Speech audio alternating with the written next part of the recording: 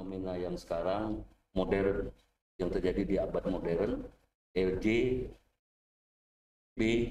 Oke.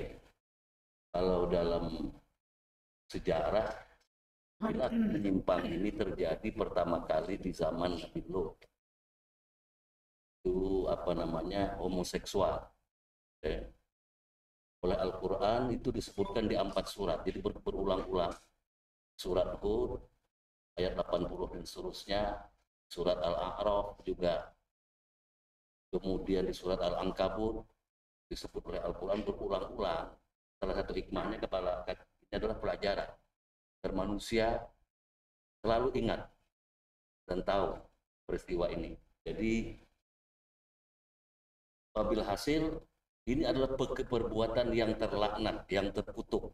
Ada beberapa terminologi yang diberikan Al-Quran terhadap kaum Lut itu. Mereka mujrimun, mereka pelaku dosa, mereka musrifun, mereka melampaui batas dan lain sebagainya. Dan akhirnya mereka di bumi hanguskan oleh Allah. Dan itu dalam surat Hud juga disebutkan, Allah menurunkan hujan, tapi hujan batu panas. Itu bahkan disebut min sijil, memang batu dikirim dari neraka. Dan akhirnya 2 kota yang terkenal, kota Sodom dan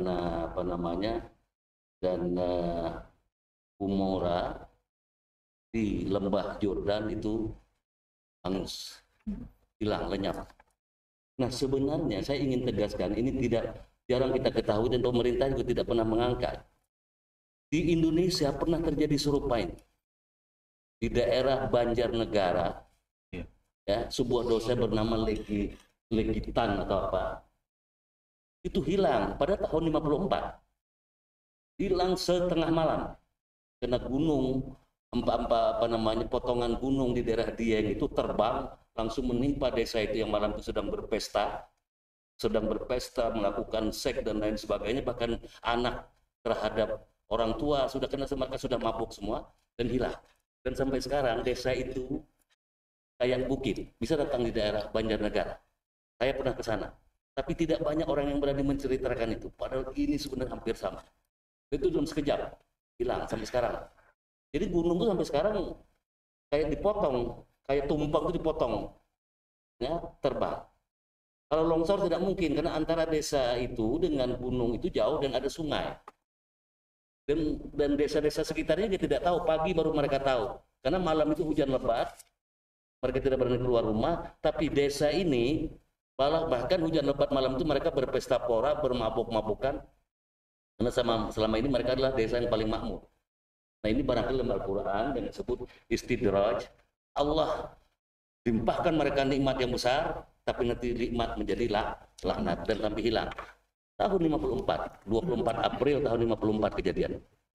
Itu ada di Banjarnegara. Nah, ini maksud saya, ini kita nggak bisa banyak komentar, ini adalah perbuatan terlaknat secara agama. Allah paling membenci. Dan ancamannya azab yang amat pedih.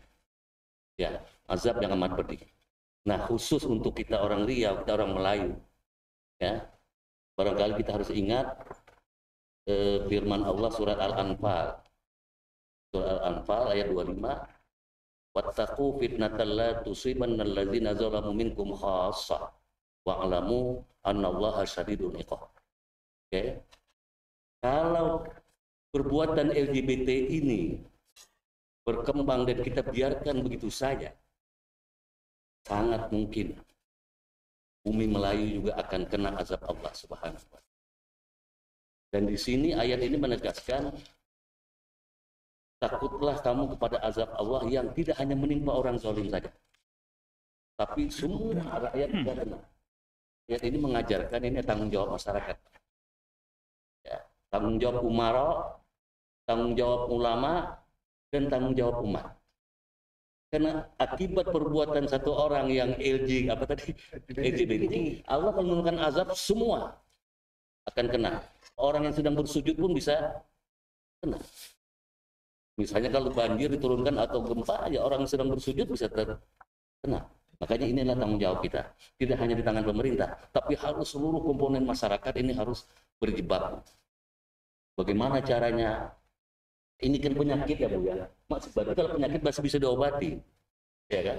Bukan mengobati efeknya, efeknya malah bahaya, HIV dan lain sebagainya. Tapi penyakit itu sendiri yang sebenarnya bisa kita obati. Dan inilah tanggung jawab kita semua. Apalagi Melayu identik dengan Islam.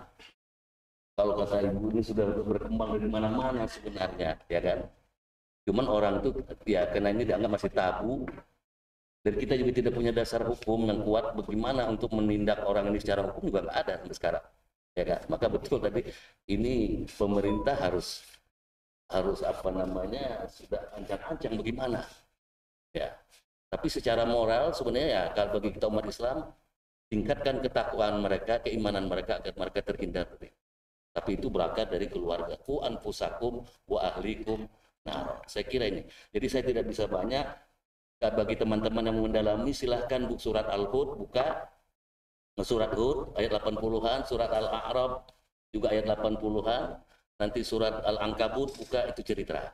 Bahkan ceritanya agak dramatis, suatu malaikat yang diutus oleh Allah untuk menghancurkan dua kota ini, mereka ke Ibrahim, Nabi Ibrahim dulu. Lot dengan Ibrahim satu zaman.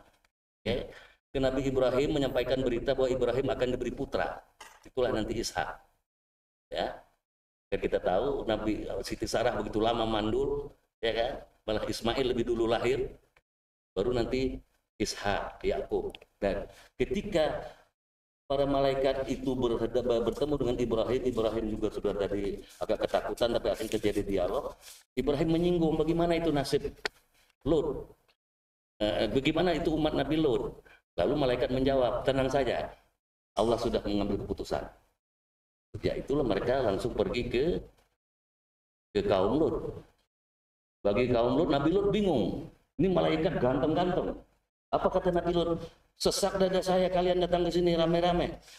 Karena Nabi Lut tahu umatnya kelakuannya begitu. Iya. Betul, datang si orang kaum Lut itu ke rumah Nabi Lut. Iya.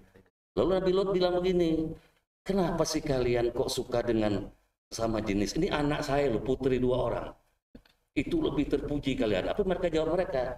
Sambil nyengir barangkali, kami enggak. Kamu pun enggak tahu keinginan kami. Kami enggak peduli dengan anak Anda, kami tidak tertarik. Nabi Lut sudah gentar, ini berbahaya, sasaran tamu dia, para malaikat. Tapi kata malaikat, tenang aja Lut. Kamu akan kami ini. Nah setelah itu malaikat menginstruksikan, wahai Nabi Lut, segera kamu tinggalkan kampung ini sebelum subuh. Bawa pengikutmu, kecuali istrimu, karena istrinya juga kena. Akhirnya subuh itulah ketika Nabi Lut sudah keluar dari desa itu, subuh itulah desa itu diratakan, dibalik oleh Allah, ya, atas ini ke bawah, bawah ke atas dan terus sebagainya. Di Al-Quran sangat menarik cerita ini, dan ini berulang-ulang, dan ini harus dibaca berulang-ulang, dan ini adalah peringatan bagi kita semua. Saya kira itu Pak. Jadi walhasil ini adalah tanggung jawab kita semua, karena azab Allah yang diturunkan akibat kelakuan LGBT ini akan melanda seluruh masyarakat yang beriman, yang bertakwa, yang kecil, yang tua, yang tidak berdosa kena. Karena itu kita bertanggung jawab untuk minimalisir, ya. Tapi baik secara hukum atau secara sosial, peranan ulama tidak kalah penting. Jadi umara, ulama, dan umat harus bersatu padu. Saya kira itu Pak. Maka